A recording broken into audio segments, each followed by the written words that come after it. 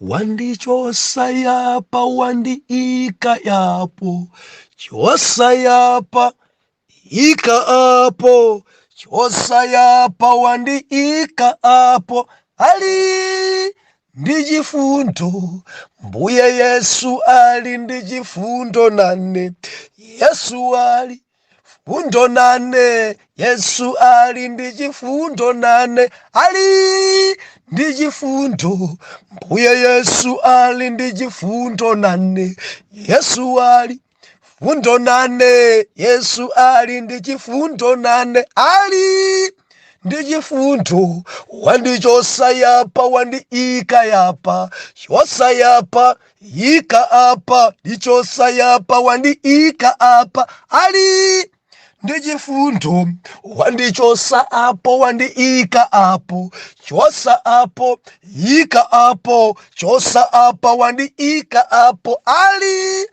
ndi chifundo nane. Ndikulandireni okondedwa omvera konse kumene muli. Heneleke Tchale, mtumiki wanu, believer, lero pa 2 June 2023, sabutopiki Mulungu Amasitha. Omvera, tupembedza Mulungu amene Amasitha, Mulungu amene amakuchosa pa lowa level nkukuyika pa high, amakuchosa pa dzala nkukuyika pa malo ofunikira kwambiri, amakupukuta nkukusambisa nkukuyika pa malo pena anthu nkumanena kuti dzutheka bwanji, dzukhala bwanji. Omvera, Mulungu uyuyu simbale wake wa munthu. Mulungu amene timpembedza ibhiliva si James. Mulungu uyuyu ngodabwisa kwambiri. Mulungu uyuyu ndi amene akudziwa china chilichonse cha moyo wanu. Mulungu uyuyu ndi amene Amasitha uyu. Mulungu uyuyu ndi amene amakweza. Mulungu amene timpembedza ibhiliva si mulungu wamba. Ndimafuna ndikulimbikitse. Lero nyengo zalimba, lero nyengo sidziuyenda, lero muli kakasi, dziko iuseka. Ndikulimbikitseni mwana Mulungu, tiupembedza Mulungu amene Amasitha, amene amazisandulisa nyengo zako nkuzisintha nyengo zolira nkukupasa nyengo zachimwemwe. Ndi Mulungu amene amapukuta misozi nkukupatsa chimwemwe. Ndi Mulungu amene amachotsa nkhawa nkukupatsa chimwemwe. Ndi Mulungu amene amakusambitsa nkukuyika pamapo anthu nkumadabwa kodi nchomwe chicha. Mwana Mulungu uyuyu ngodabwisa kwambiri. Ndili ndi umboni ine. Dzulo tinali pano ndimanena kuti nyengo zokulukurika, nyengo zowawa, nyengo zosamveseseka, nyengo zochitisa manyazi, nyengo zovuta kwambiri zimene tadusa. Koma Mulungu tikumpembedza ndi Mulungu wopya. Takambana zambiri okondedwa omvera. Jehova vumbulutsa zambiri mu umboni umenewu. Ndinako kutsimikizika mtima kuti believer tiulimbikitsika. Dzulo ndimanena kuti chifukwa cha mavuto, chifukwa cha masauso, banja kuvuta, makolo kukana, nzeru zakudziko nkuperekedwa. Panga dere kuti ukwatire, panga chonchi kuti dziyende. Mukamayang'ana mukhoza kuyiona kuti khoza khala cheni. Limanena kuti bambo dzidavuta mpakana nkupasidwa mkazi mwana wa bwana wawo. Cheni rui iyi koneka ndi cheni. Nthawi itakwananso yathu madala watapita zidavuta. koma ndikuyamika Mbuye koposa kuti maibusa adali mvumbulutso. Mulungu adathandizira, ankaona patali, kumwamba kulandira ulemu. Mwana Mulungu, dzikoli, ine ndi Paulo. Ineyo ndi Paulo. Taenda nayo dzikoli, tachita nayo dzikoli, taitumikira dzikoli, dachita kumana ndi Yesu, nkuchita kuti sintha. Tumvana kaya? Popanda Khristu kusintha, popanda Khristu kutigwira pamkono, popanda Khristu kutipukura, popanda Khristu kutiwombola, believer simukadandiona, simukadandidziwa. Pakadapanda mkulu amene Yesu amene, believer sitidali kanthu. Taenda ndi dziko, tapanga nyasi pa dziko pano. Masiku awa ndakhala ndi unena, taganizani. Gonana ndi mkazi wopanda dongosolo, nyasi pamaso pa Mulungu. Nzeru zaku dziko nkumatipanga choncho, endi nkumaimvera dzikolo, nkumapanga amene dziko ilangizira. Zibwenzi nkumakhala nadzo bwirikiti, kuti mwina kaya nkutenga mmene mmodzi. Koma nzeru zonsezo, machitidwe onsewo akudziko ompwamphwana, opanda tsogolo, zoyipa kwambiri. Koma Mulungu ameneyi ndi Mulungu odabwitsa kwambiri, amene sadakhala chete, amene akhalabe mbali athu, nkutigwirabe pamkono, nkutipukuta. Believer amasintha uyu. Amakuchosera mbiri zoyipa, amakuchosera fungo loyipa, amakuchosera chimene udali kale. Ndikulankhula pano wina kundivomereza kuti abusa kale langaso dali yoyipa kwambiri. Tionana pano wina dali chidakwa, wina dali chogona m'mabala, wina dali chimfiti chinthakari, wina dali wopanda khalidwe. Pano kumwamba adansintha. Mwamba kulandira ulemu. Believer, tiupembedza Mulungu amene amasintha, amene amasintha. Ndimafuna ndikutsimikizireni kuti Mulungu ndi msintha dzina uyu.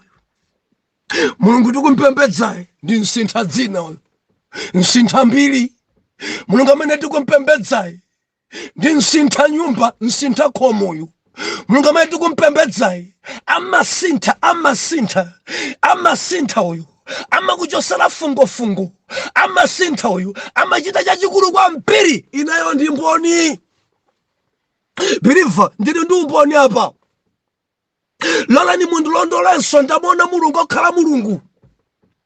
Akuti chosapo mbuli nkuti ikapo pena. Akuti chosapo mphawi nkuti mwatsako chikho cha anthu olemera. Akuti chotsa padzala, akuti chosa padzala nkumati ikapo pamapo. Mukamati kudziko kuno kuli Tchale ndi Mulungu. Mukamanena kuti mtumiki wathuyu ndi Mulungu. Mukamanena kuti God deeper man of God tikudalitsika. Believer tamvera, amene achita zimene ndi yawe. Apanga kuthekera chonchi ndi Mulungu. Ndimanena dzulo ngati kwa ya master tayimba olo mawu athu alero mveko kalamba. Koma kalero adala nthetemeawo kale. Mukumbukira nthawi ya umboni ndimanena kuti mwina nyimbo zinokhodza kuimba mawu osamveka bwino ngati kwa master ine ndakhala ndi anthu pakwaya nkumadabwa naye. Kodi uyu mawu amene akuimba dzina lake nchani? Kudziko kuno kuli anthu amene amayimba mawu koma opanda dzina. Sapu sikutheka, oro sikutheka, besi sikutheka, kateno sikutheka. Kungumwe kuti amene akuimba mawu amene dzina chenchani. Ndi mawu amene amayimba kumpasa dzina lake basi, amene mawu ndi dzina lacheyo. Hallelujah. Kumuyika laini kukanika, kumuyika laini kuti amene mawu ake ngachani.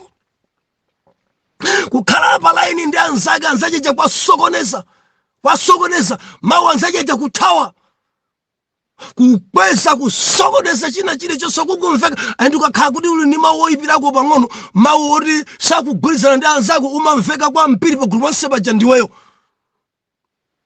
Mundimvaka Ndi manena kuti message ndofunika nyankariyo.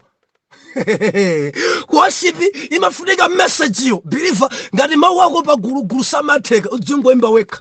Fuka wekha ndesunga dzisokoneza. Wekha odusa.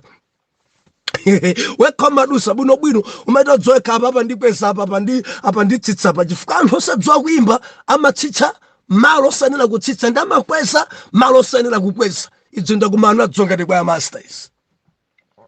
Hallelujah. Ndamika Mulungu. Ndakhala pansi pa mtumiki wa Mulungu Thompson Mvumba amene adandilera poyamba kwa zaka 10 kuleredwa. Bambo angawa Mulungu adakomera mtima nkusamuka nkupita ku Mozambiki. Atapita ku Mozambiki kakhaliratu kumeneko mpingo uja umene ndaleredwa nawo anausiya. Ndi anthu amudza manena kuti ngati mbusa achoka ndikuti mpingo watha. Anthu amanena zambiri kumudzi. Bilifa ndi ukamba za mpingo kumudzi swa town. Anthu adabalalika. Azibambo kubalalika. Onse aja basi balalaka lawa mipingo. Mudali mipingo ingapo mmodzimo. Anthu adathakala wa mipingo ina mmene muja nkusala ndi kwaya ija. Mundimva mwana Mulungu. Ndikuti mulibe mu wankulu taunsala nokhaokha. Ena ngulowa kumene mbanja. Koma kwaya ijabe takhabe pamodzi na kuti no. Ife sitikupita kajoina chipembedzo china koma tilipo mpano. Nema dalaja dalilimbikisa chonde ngakhala anthu akuthawani khala ndibe ndi pamene pa bilifa tamona Mulungu khala Mulungu. Moti ndikulankhula pano ena tinawo pa group pomwepa amene ntchitoyo tidachoka limodzi pa 0 nkufika pamene ntchitoyo ili lero. Ena Mulungu adakweza ntchito. Ena ndikulankhula pa ndi asilikali. Ena ndikulankhula pa ndi apolisi. Ena madokota achoka mudzi omwewo. Ena ali Mozambique. Ena mayiko ena akunja. Tumalumikizana. Ende ndi mbewu. Hallelujah. Mulungu athu Mulungu abwino kwambiri. Endikagulu komwe kaja kwaya kaja ndikunena pano Bilifa tamvera ndi mpingo waukulu ndi mpingo wamphamvu. Onse adabwera madala. Ena ja madikoni. Ena jakula mpingo. Ena ndi atsilekelitale. Ena ndi adzilaliki. Mulungu adasintha. Mulungu adakweza. Ena Mulungu atukulaso kwambiri sali chimodzimodzi. Ena mwapamene paja ndi azibusa. Hallelujah. Ndimanyadira kwambiri kuti timu ya kwaya imeneyo ena ndazibusa ku Mozambique. Ena mdziko lomwe lino Malawi. Ena ndazibusa uko. Ena ndazibusa uko. Chosangalatsa Mulungu yuyu ni sintha dzina uyu. Hallelujah. Namba kutsogolera mpingo ena kupata kodi ndi date yanji. Nanga pano nkuchita unera ta mpingo maina mipingo anthu amasintha. Koma ndikuona ngati nzopanda tanthozo kuti ndiziyankhule pano. Zilibe tsogolo. Hallelujah. Nchaka chanji. Tamverani mwana Mulungu. Dzoni manena kuti sukulu inativuta. Standard 5. Mene timalowa mbanja standard 5. Chimene chimandisangalatsa Mulungu ndi Mulungu abwino kwambiri. Ndi unenezi for the Bible na kuti muchina chilichonse yamikani. Ndinadzanena kuti wina amene ndidamkonda kwambiri dziko adanena kuti ukhale nayo umpase mimba ndipo akupasa. Mimba jadaperekedwa. Mwana ujadatengedwa nkupita kubanja kayikidwa kubanja kunchalo amene muli kunchalo muli bwa anabwera kumene kumwankhanza pa mitala. Mwana anakhala kumene kuja kwa mawiki adathawako nkubwera so mmodzi muja. Atabwera mmodzi muja poona kuti apita kubanja abwera chidwi chidachoka. Medi nkakumana ndi mere nkuti mtsikana uja banja jenso yavura ali mmodzi muja. Ndana dzabweredwaso ni mamuna wina koma ali woyembekezera bando kumadzona kuti mimba iyi ndi achale Bilifa tachoka kusithaphi. Tachoka kusithaphi tachita sambisidwa. Taenda ndi dziko momvesa chisoni kwambiri. Chifukwa malangizo wawa ngosenna kwamvera. koma ajabu ankasogolera.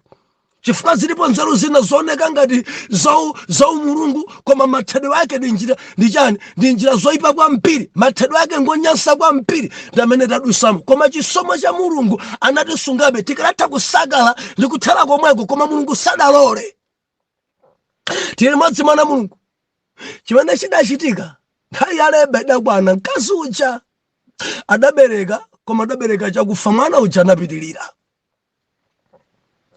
Mele tatengananso, chinkhwaso chachitika, tukhala pa banja, koma mimba imene idabwerera njira zake zosavomerezeka. Fada mbakhala malo amodzi osadalitsa. Chimene Mulungu adachichita, mwana uja atabadwa adakhala ku dziko kuno 14 days. Kenako mwana ujanso nkupitirira adamwalira.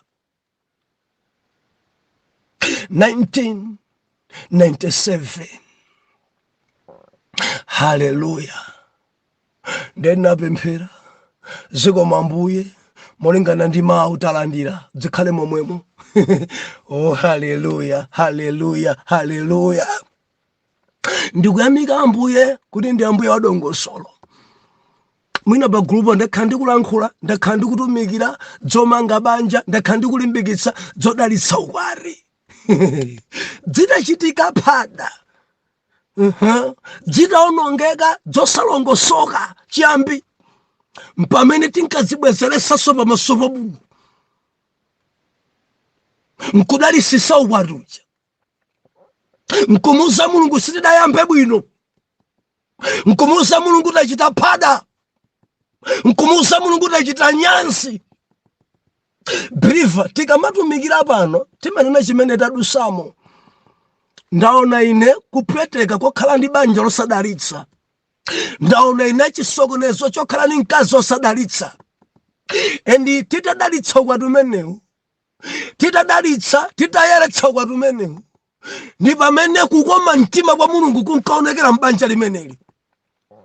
Believer, Bible kamene kuti amene apeza mkazi apeza chinthu chabwino, Yehova amankomera mtima. Pampira amafuna kuti pazikhalapo dongosolo, osamangotolana ngati chiweto. Manena pano ali ndi wina ali ndi mkazi mpaka napano adangotolana onga chiweto, ndipo sakudziwika adangobana kumangobana. Ambuye akulankhuleni. Ambuye akulankhuleni. Topic yalero ndikamba dzoti Mulungu amasintha.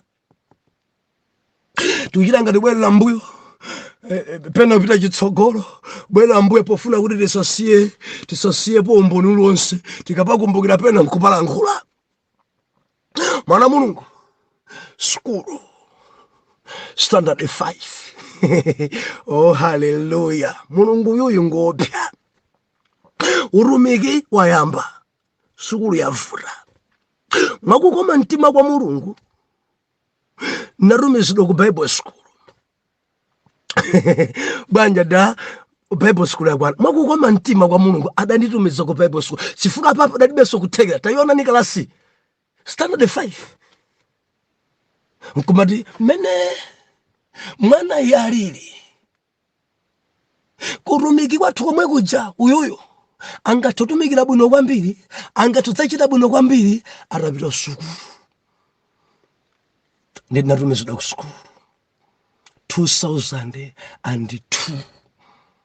I mean 2004. Dzozedwa onga mbusa 2002. Abatatumikira pansi pa ena. Tilimodzika pansi pa ena. Bambo anga ajandelera aja anyamuka apita ku Mozambiki. Titakhala kwa zaka ziwiri kenako kudzadzozedwa kudzakhala mbusa. Pamalo paja nkhondo zinalipo. Kuopseza kunalipo. Koma ndiyamika Ambuye kuti Mulungu sanakhale chete. Mulungu uyu ni Mulungu wopsa kwambiri. Ndenda bita ku Bible school. Mwana Mulungu, chaka choyamba tinali ophunzira okwanira 49 kalasi imodzi a year 1.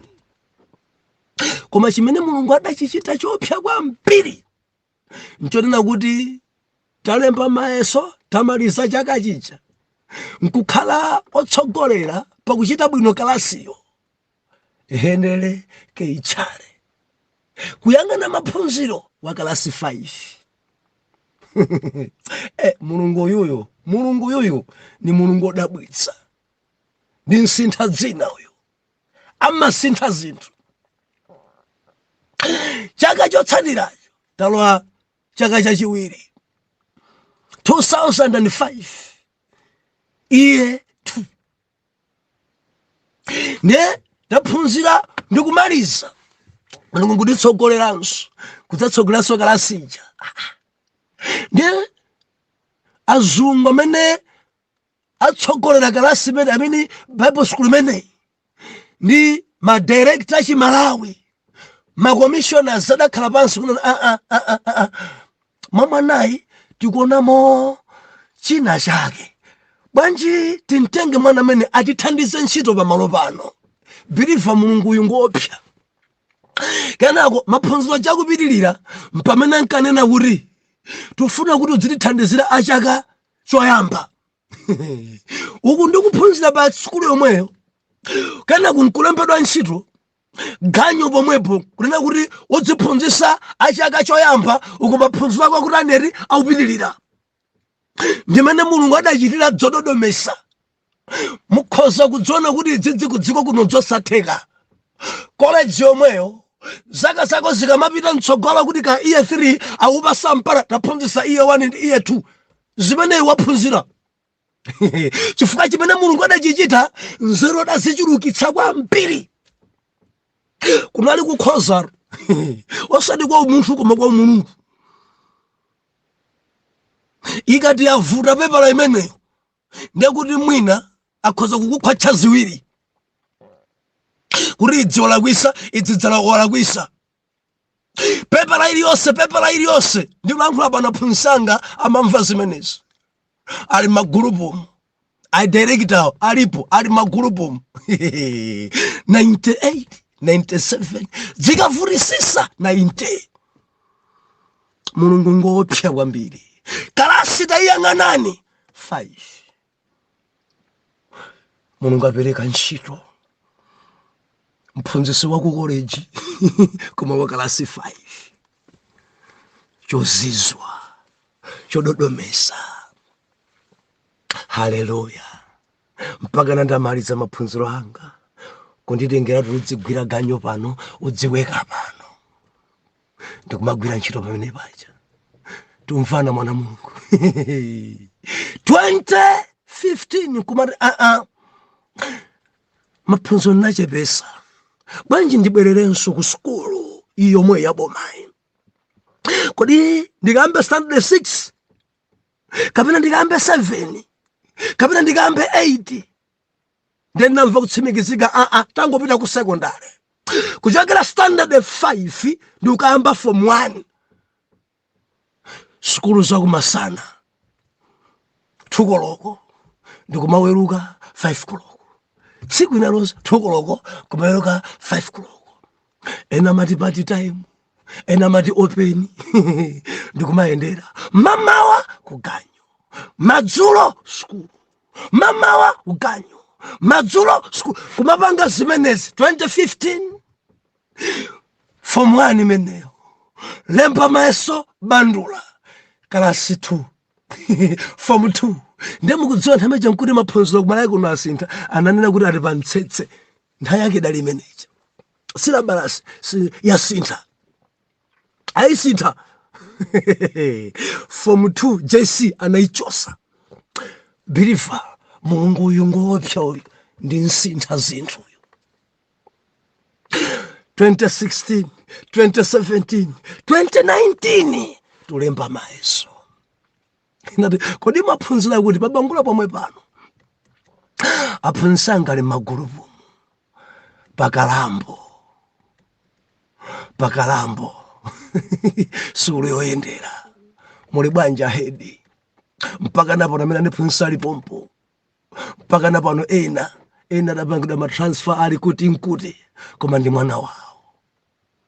Bize mene ndidali nayo uku ndiutumikira pa intaneti ndikupita misonkhano ntchito chanji kugwira sukulu ndikupita.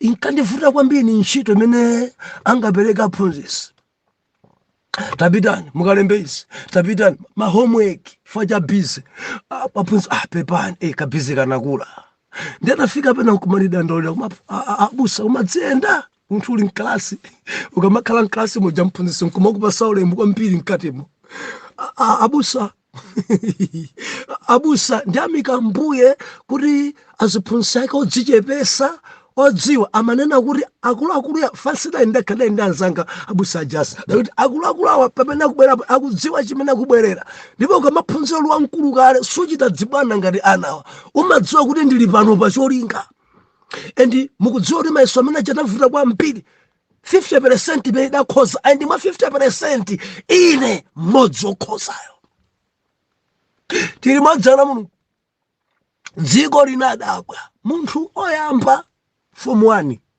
kuchokera ku standard 5 ndiukhoza form 4 zona zimenezi ndebale maphunziro onge ngati BK chani kudali kukhwasula namba kumandebe kukuita kuona kuti kumameneyi bwanji mudzafacha sinzeru sachibaba amene ndiye mulunguyo believe ndi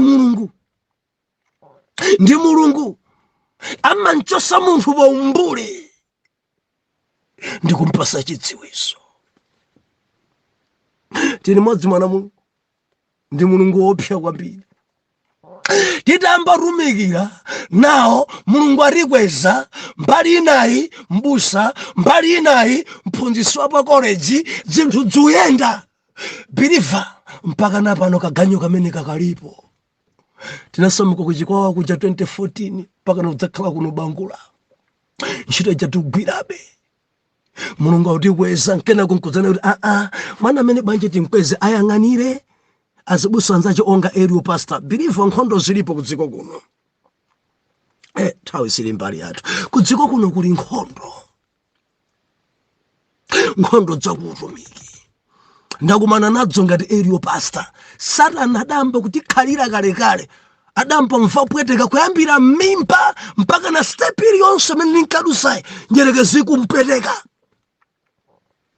kenako mulungu atikweza nkuyang'anira chigawo chachikwawa chigawo china chachikwawa mabranchi okwanira 41 branch nkumati mbusa wanu wamkulu ndi ameneyi ndinene pano poyera sindine bishop oyi ndili pansi pa adzitumiki utumiki umene ine ndili pali ena amene ali pamwamba apa makomishona ndimapasa ulemu chifukwa adayamwitsa pa ine andilimbikitsa biliva kenako mulungu akuti pambanitsa bwanja amene bwanji timpasa yang'anire chigawo chonse chakumwera ndikamati tikupita mmangochi umu ulendo nombwa kutchalichi tikupita kukuneno ulendo nombwa tchalichi tikupita Phalombe ndikutchalichi kuja komwe kuja auti tumatapita nuku katumikire nuku nde mabranchi amene chigawo chonse chakumwera mbuye muti manena za 284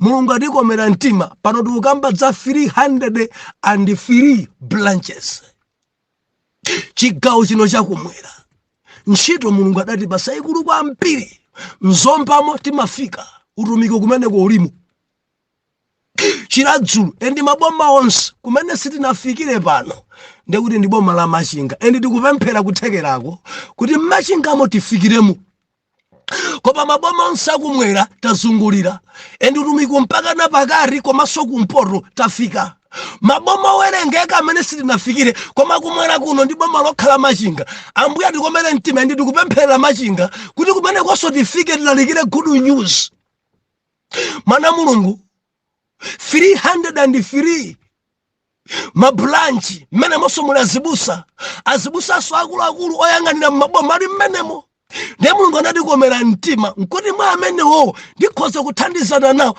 akamaona atchale nkumanena kuti abusa athu akulu ndiye kumeneko manena kuti region overseer ndiye mukatipeza kuno mudzapeza region muli bwanji haleluya wandichosa yapa wandiika yapo chosa yapa ika apo chosa yapa wandiika apo Haleluya.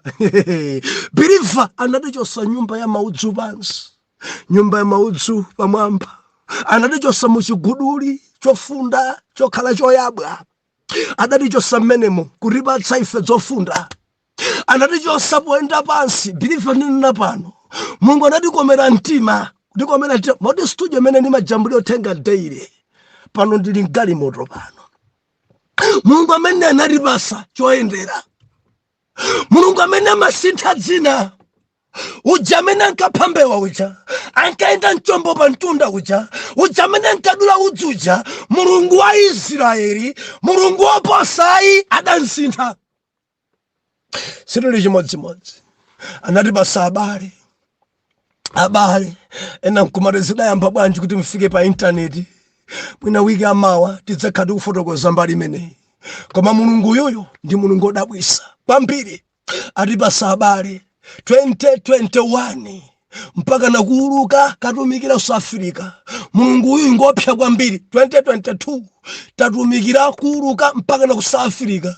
Biriva Mulungu uyu ngodabwisa kwambiri. Mulungu amene ati munena kuuluka pita kuchileka kudinditsa ena moyera mtima kwapangisa passport abusa vitani. Nkare muli bwanja, mbuya kudalitseni. Haleluya. Tupembedza Mulungu wopya, Mulungu odabwitsa, Mulungu ochita kwakukulu. Chaka chatha chinso nkunyamukira ku Lilongwe, kudzera Kenya mpaka na Joburg mpaka na Cape Town kuzungulira, nkudzabwera soko no ku Malawi. Mulungu atikomeranso mtima chaka chino tikunyamuka.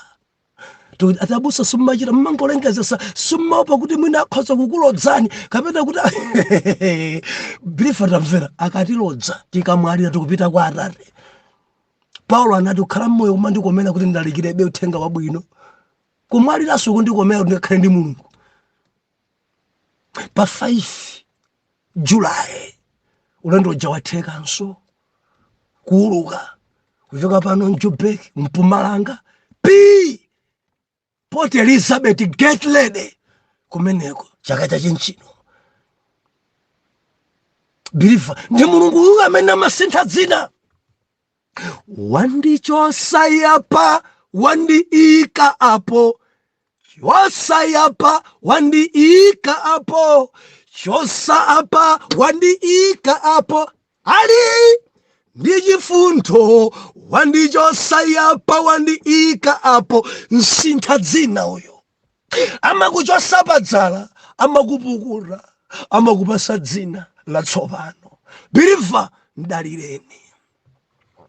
Pareja ndi mawa pareja ndi mawa tili ndi pati kumudzi kuno. Last year nali ku Blantyre, koma chaka chino tikukumana ku Nsanje komwe kuno. Amene muli around tafikani.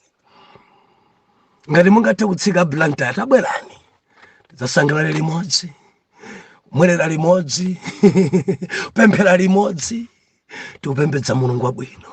Haleluya. Tikumanenso mande mwina nkudzafotokoza pang'ono kodi zidayamba bwanji pa intaneti pa mpaka na nkumalizisa china chilichonse.